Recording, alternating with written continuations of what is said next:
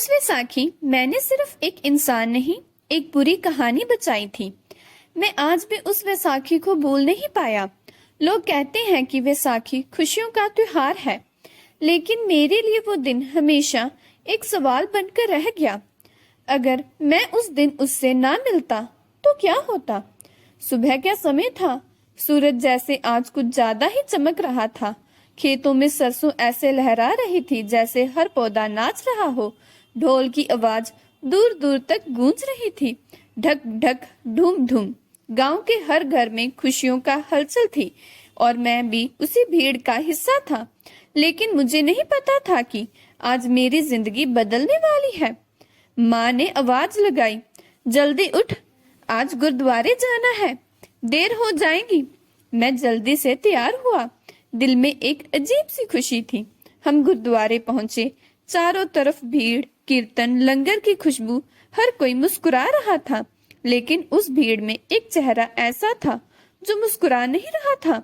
एक बूढ़ा आदमी, सफेद दाढ़ी, झुकी हुई कमर, आंखों में जैसे कोई गहरा दर्द छुपा हो। वो अकेला कोने में बैठा था। ना कोई उसके पास जा रहा था, ना वो किसी को बुला रहा था।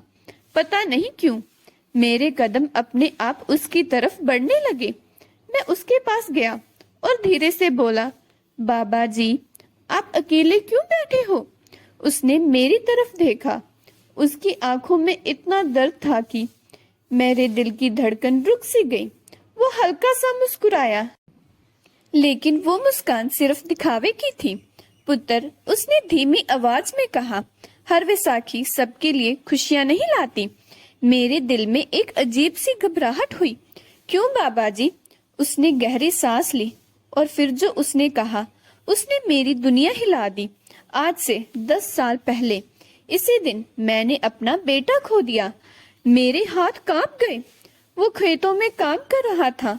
फसल काटने का आखिरी दिन था। अचानक मशीन खराब हो गई और उसकी आवाज रुक गई। आंखों से आंसू बहने लगे। मैं उसे बचा नहीं पाया पुत्र। चारों तरफ ढोल बज रहे थे, लोग नाच रहे थे, हंस रहे थे, लेकिन उस कोने में एक बाप हर साल उसी दर्द को जी रहा था। मैं कुछ बोल नहीं पाया, बस चुपचाप उसके पास बैठ गया। कुछ देर बाद मैंने धीरे से उसका हाथ पकड़ा और कहा, बाबा जी, आज से आप अकेले नहीं हो। वो मुझे देखने लगा जैसे उसे यकीन ही नहीं हुआ। मैं उसे अपने घर ले आया। माँ ने पहले थोड़ा अजीब सा देखा, लेकिन फिर बिना कुछ पूछे उसे खाना परोस दिया। पापा ने उसका हाल पूछा और पहली बार उस बूढ़े ने खुलकर बात की। उस दिन हमारे घर में सिर्फ वैसाखी नहीं मनाई गई। उस दिन एक टूटा हुआ इंसान फिर से जीने लगा। दिन बीतते गए। बाबा जी अब रोज हमारे घर आने लगे। कभी मुझे कहानियां सुनाते, कभी मेरे साथ खेतों में चलते। धीरे धीरे उनकी आंखों का दर्द कम होने लगा। एक दिन उन्होंने मुझसे कहा, पुत्र, तू मेरे लिए भगवान से कम नहीं।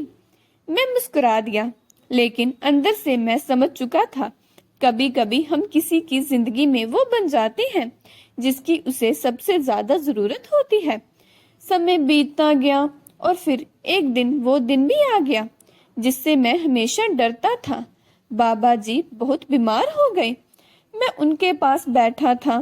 उन्होंने मेरा हाथ पकड़ा और बहुत धीरे से कहा, अगर उस दिन तू मेरे पास ना आता तो शायद मैं उसी दिन अंदर से मर गया होता। मेरी आंखों से आंसू बहने लगे। कुछ ही देर बाद उन्होंने आखिरी सांस ली। आज कई साल बीत चुके हैं।